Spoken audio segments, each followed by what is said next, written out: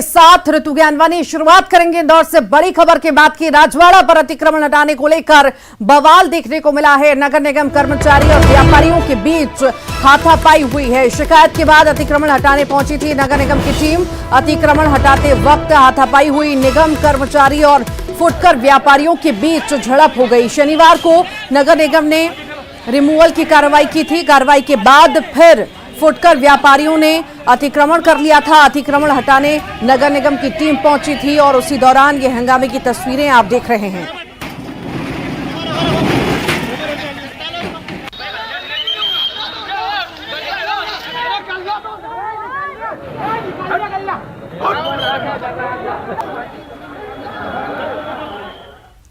ग्वालियर से बड़ी खबर की बात करेंगे। चॉकलेट चोर सीसीटीवी कैमरा में कैद हुआ है। चॉकलेट चोर सीसीटीवी में कैद हुई है। महाराजपुरा इलाके में डिपार्टमेंटल स्टोर में चॉकलेट चोरी की गई। डिपार्टमेंटल स्टोर में 4 लड़कियों का ये कारनामा देखने को मिला है। तस्वीरों में आप देख रहे हैं, एक लड़की ने फ्रिज में रखी चॉकलेट चुराई। लड़की ने 4 बार फ्रिज में से चॉकलेट चोरी कर जेब में रख ली। सीसीटीवी में कैद हुई चॉकलेट चोरी की ये तस्वीरें आप देख रहे हैं। की बात है कि हमारे स्टोर में 4 लड़कियां एक साथ आईं और उसमें से एक लड़की हमारे इस वाले फ्रिज के पास आके खड़ी हो गई और 3 लड़कियां हम लोगों को देखती रहीं कि हम लोग काम में बिजी हैं कि फ्री हैं। जब हम लोग काम में बिजी हो गए तो उनने इशारा किया तो एक लड़की ने इसमें से 4 चॉकलेटें हमारे स्टोर से निकाली और जिसकी कीमत लगभग 300 से 400 रुपये के आसपास होगी और कंटिन्यू 2-3-4 बार इस तरीके से निकालती गई हैं। कांकेर से बड़ी खबर है। पखांजूर में फिर धर्मांतरण का मामला गरमाया है। धर्मांतरण के खिलाफ हजारों की संख्या में लोग जमा हुए हैं। लोगों ने रैली निकालकर विरोध प्रदर्शन किया है। ईसाई समुदाय के शव दफनाने को लेकर विवाद हुआ था। मांगे पूरी नहीं होने पर आज फिर से सड़क पर उतरे हैं लोग। रैली में पूर्व विधायक भोजराज नाग मौजूद रहे। पूर्व वन मंत्री विक्रम उसेंडी भी रैली में शामिल हुए। तो धर्मांतरण का मामला एक बार फिर से गरमा गया है। मांगे पूरी नहीं होने पर आज फिर से सड़क पर लोग उतरे हैं। ये तस्वीरें आप देख रहे हैं। शिवपुरी में सीएम शिवराज ने बड़ा ऐलान कर दिया है। सीएम शिवराज सिंह ने खेला है चुनावी कार्ड। पिछोर को जिला बनाने का वादा कर दिया है उन्होंने। करोड़ों के विकास कार्यों की सौगात भी दी है। तो सीएम शिवराज सिंह चौहान ने चुनावी कार्ड खेला है। घोषणाएं उनके द्वारा की गई हैं। पिछोर को जिला बनाने का वादा उनके द्वारा किया गया है। तो ये चुनावी कार्ड उनके द्वारा खेला गया है। करोड़ों के विकास की भी सौगात उनके द्वारा दी गई है। मोदी को विधायक तुम बनाओ, जिला बना के पिछोर को मैं दूंगा। हो मंजूर तो बोलो हाँ, पीछे वाले भी बोलो हो मंजूर तो बोलो हाँ। तो पिछोर जिला बनेगा। आप चिंता मत करो बहनों और भाइयों, ये भारतीय जनता पार्टी की सरकार। भोपाल से बड़ी खबर की बात करते हैं। 5 से 25 सितंबर तक बीजेपी की जन आशीर्वाद यात्रा होने वाली है। पीएम मोदी की मौजूदगी में भोपाल में समापन होगा। 5 लाख कार्यकर्ताओं की मौजूदगी में कार्यकर्ता महाकुंभ होगा। 5 हाईटेक रथ एक साथ भोपाल पहुंचेंगे। बता दें 20 दिन की जन आशीर्वाद यात्रा में दिग्गज नेता जुटने वाले हैं। यात्रा के रोड मैप के लिए मंगलवार को संभागों में बैठक हो गई। बुधवार को जिलों में बैठक होगी। यात्रा नर्मदापुरम, खंडवा, मंडला, ग्वालियर, चंबल से निकालने पर सहमति बनी है।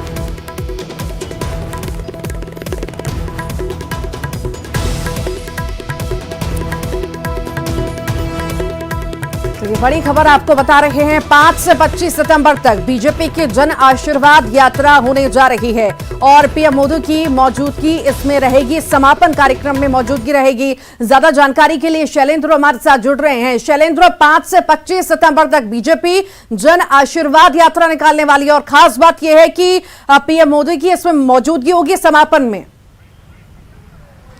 जी देखिए, बिल्कुल इस बार भाजपा की जन आशीर्वाद यात्रा है वो बिल्कुल अलग स्वरूप में होगी और इस बार जन आशीर्वाद यात्रा को कुछ छोटा किया गया है। इस बार 5 सितंबर से यात्रा निकलेगी और उसके बाद 25 सितंबर को भोपाल में समाप्त होगी। इस बार जो रथ यात्रा, जो आशीर्वाद यात्रा है, वो 5 अलग अलग रथ लेकर निकलेगी और सारी यात्राओं का समापन भोपाल में होगा। और भोपाल में खुद 25 सितंबर को प्रधानमंत्री नरेंद्र मोदी खुद मौजूद रहेंगे और यहाँ पर भाजपा का सारा शीर्ष नेतृत्व मौजूद रहेगा। और इस दिन कार्यकर्ता महाकुंभ रखा गया है, जिसमें 5 लाख से ज़्यादा कार्यकर्ताओं को एक ही जगह पर बुलाया जाएगा। तो भाजपा का जो चुनावी कैंपेन है वो पीएम नरेंद्र मोदी उस यात्रा का समापन करेंगे और उसके बाद, क्योंकि कुछ ही दिन में तय है कि आचार संहिता लग जाएगी, उसके बाद तब तक भाजपा अपने सारे प्रत्याशी भी घोषित कर देगी और उसके बाद सारे नेता जो भी प्रत्याशी है वो सब चुनाव मैदान में जुट जाएंगे। जी ठीक, बहुत बहुत शुक्रिया जानकारी को साझा करने के लिए।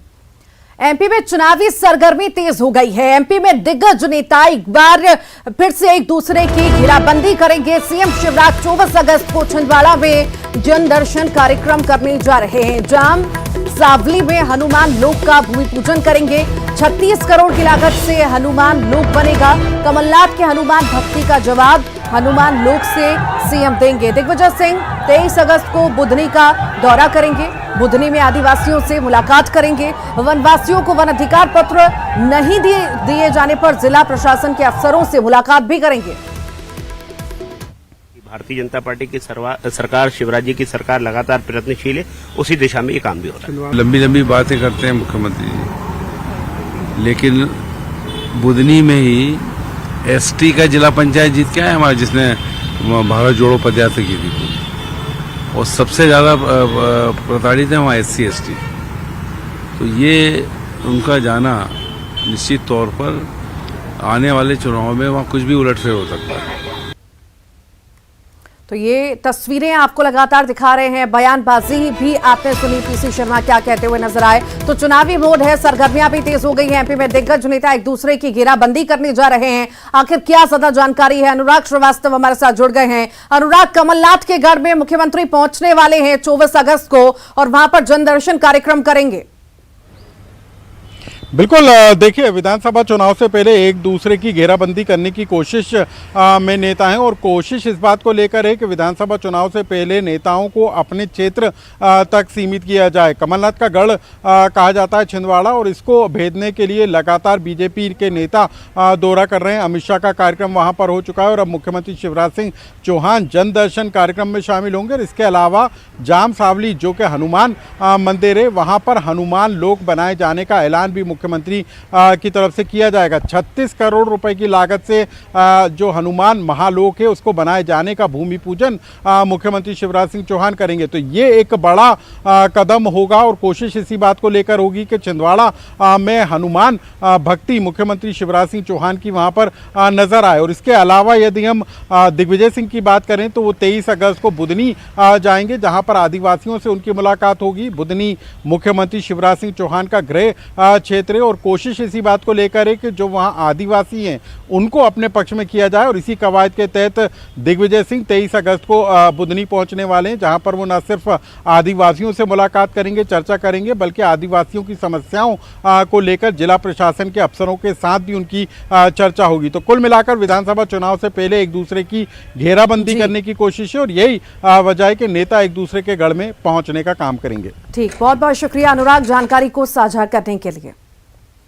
रायपुर से बड़ी खबर की बात करेंगे। महापौर एजाज ढेबर ने दावेदारी पेश की है। दक्षिण विधानसभा और उत्तर विधानसभा सीट के लिए दावेदारी उन्होंने पेश की है। बता दें, NSUI के पहले अध्यक्ष रह चुके हैं महापौर एजाज ढेबर। ब्लॉक कांग्रेस कमेटी पहुंचकर अपना आवेदन उन्होंने दिया है।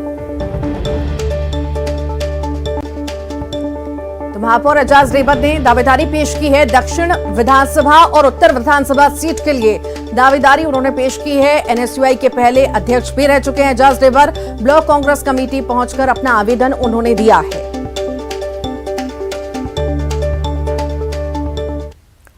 और ज्यादा जानकारी के लिए युगल हमारे साथ जुड़ गए हैं। युगल, महापौर एजाज ढेबर ने दावेदारी पेश की है, क्या ज्यादा जानकारी है?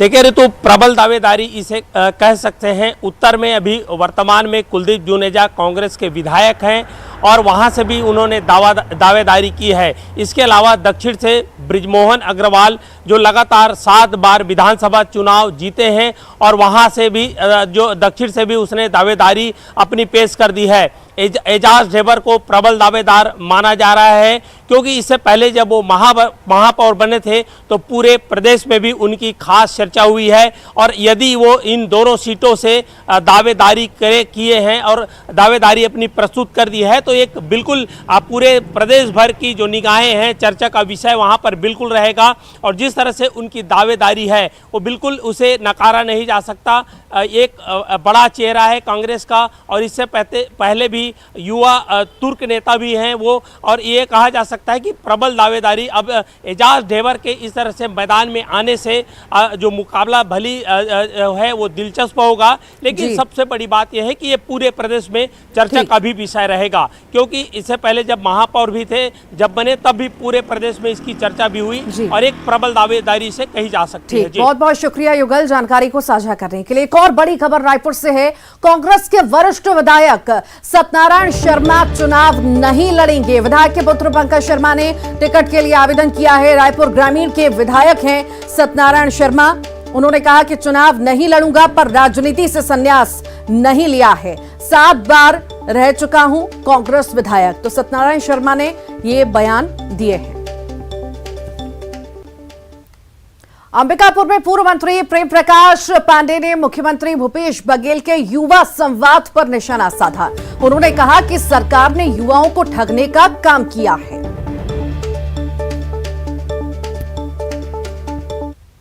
और छत्तीसगढ़ में चुनावी सरगर्मी बढ़ चुकी है। पार्टियां अपनी अपनी रणनीति पर काम कर रही हैं। बीजेपी ने तो पूरी ताकत झोंक दी है। पार्टी ने 5 राज्यों के बीजेपी विधायकों को छत्तीसगढ़ भेजा है। ये विधायक अलग अलग विधानसभा क्षेत्रों में जाकर जनता की नब्ज टटोलेंगे, जमीनी हकीकत से रूबरू होंगे, उस विधानसभा क्षेत्र के मुद्दों को समझेंगे, जिसके बाद पार्टी चुनाव में जीत की रणनीति बनाएगी।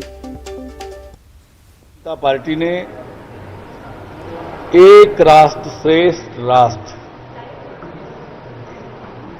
इस दिशा पे लगातार काम किया है।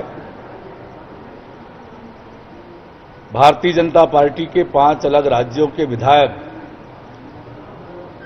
एक सप्ताह के प्रवास पर छत्तीसगढ़ आए हुए हैं।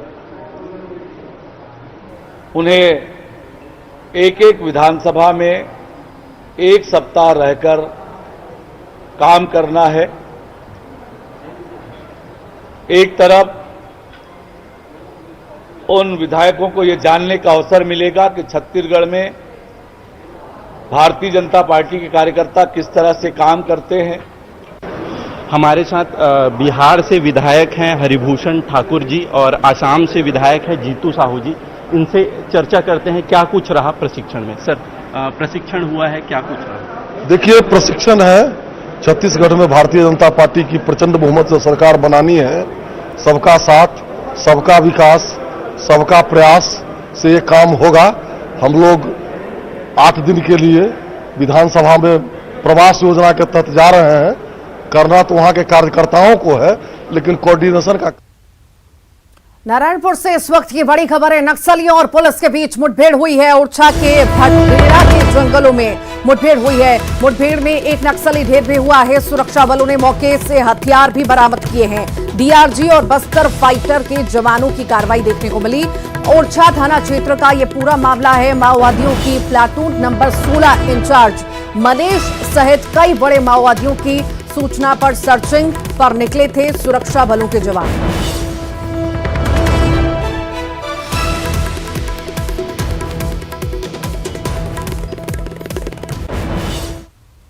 और इसी के साथ ही फिलहाल के लिए इतना ही।